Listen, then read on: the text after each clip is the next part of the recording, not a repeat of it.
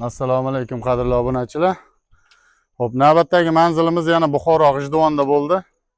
Xo'p, lazer fason darvozamiz ustunovkasini yakunladik. Hozirna qisqacha video obzorini qilib beramiz.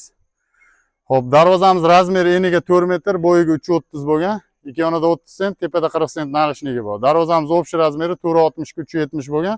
Xo'p, darvozamizning kalitkasi alohida. Razmeri kattaligini hisobiga kalitkasini alohida qilib berganmiz.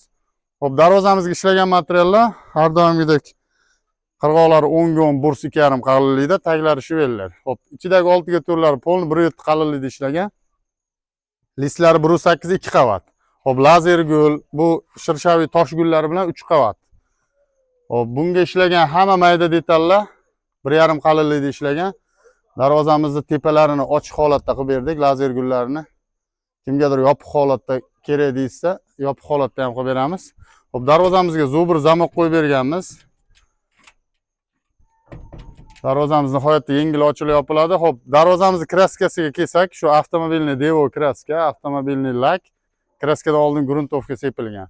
Bu darvozamiz matoviy holatda bo'ldi. Kimgadir glansiy holat kerak bo'lsa, glansiy holatni ham qilib beramiz. Xo'p, darvozamiz orqa tomonlarini ko'rsatib qo'yamiz.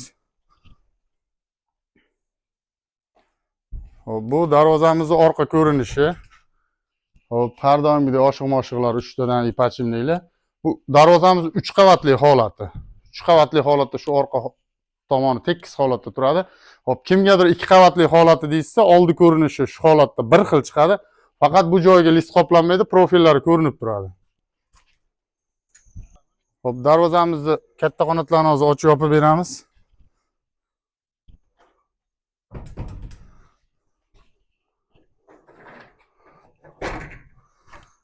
Darvozamizni katta qanotlarni ochilib yopilishi aytgan joyimizda turadi.